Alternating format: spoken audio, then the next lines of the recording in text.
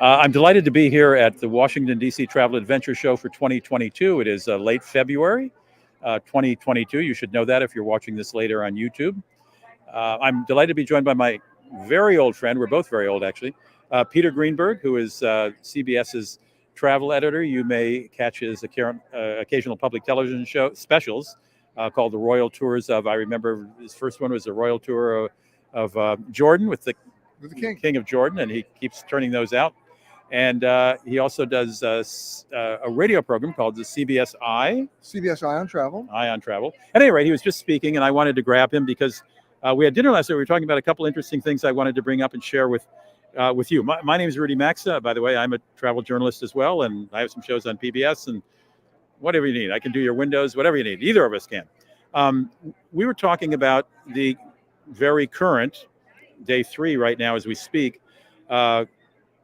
invasion of Ukraine by Russia and how it's by Russians and how it's affecting travel. Well, it's disruptive travel on a global scale. So it's not just the airspace above the Ukraine, which is currently closed. It's the airspace all around it where planes have to divert and reroute at a huge cost in terms of time, fuel, and misconnections. But it's not just that. It's everywhere where there's Russian airspace. So any flight going to Asia from the United States can no longer take the polar route. As a result, they've got to divert, maybe go through Anchorage another way so that they're not covering over Russian airspace because the airline's insurance won't cover them anymore. And the same thing happens for flights going from Europe to Asia. So on a global scale, if your flight's going from New York to Chicago and it's late, it may be a result of that. And it's going to take longer to fly to Asia from, say, the United States. Much longer because they're going to can't have go to over. Stop for fuel. Or do I remember my risk game? Was that Kamchatka they go over? That's right, from Korean Airlines Flight 007, which was shot down back in 1983 because the Russians didn't want them to be flying there. Right. And also, Delta removed their code share instantly with the Soviet airline, which is, what's it? Aeroflot, right. And I know England said no more Aeroflot planes, and Putin said, okay, no British planes can come into Russia then. Right. It's going to be reciprocity for a while. The United States has not yet banned Aeroflot that I know of, but that's, I know, on the table. I have a feeling that they'll probably do it. Yeah. You also told me some stuff I didn't know about. I mean, I read vaguely, but you really honed in a lot more precisely about Airbus planes that are having some problems in their construction. Airplanes that are already flying, by the way. Right. The Airbus A350, there's a current lawsuit right now against Airbus from Qatar that grounded about 23 of their brand new A350 planes.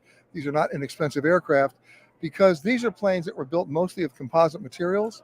And a closer inspection of the planes, and I've seen this myself, I went to Doha to see it, the planes are basically peeling back.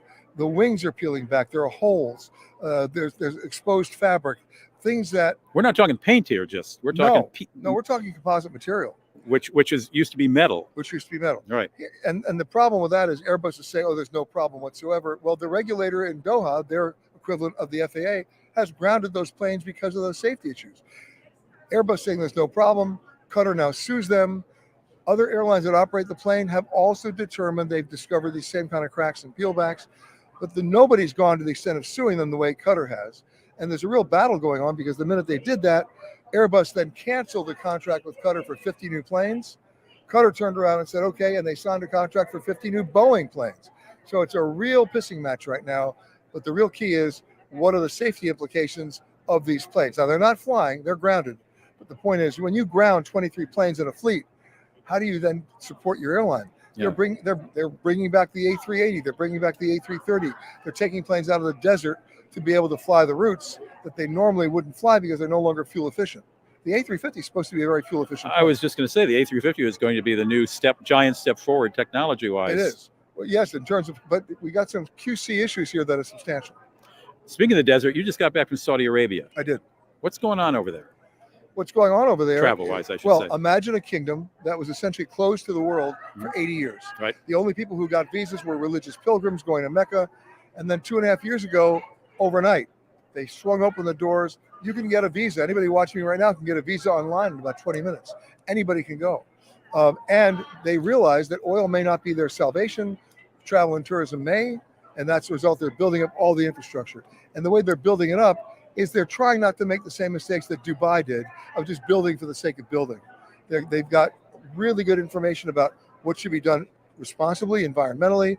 Look, I was actually in the Red Sea. There are more than 90 islands there that are uncharted, undeveloped, and unexplored.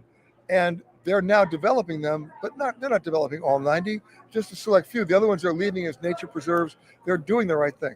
Yeah, I know I have a friend who's working with them, and I understand that a couple of them are almost entire towns, touristic towns, or almost a Disney World kind of thing. I don't mean literally Disney World, but they're really carefully planning these things. Well, they're planning them, but it's not going to be rides and attractions. No, I didn't mean to imply that. They're preserving the architecture, they're preserving the culture, they're preserving the lifestyle. So if you go to a place called Abba, you'll see medieval towns that are unbelievable. Old trading routes. Routes and old market areas. Right.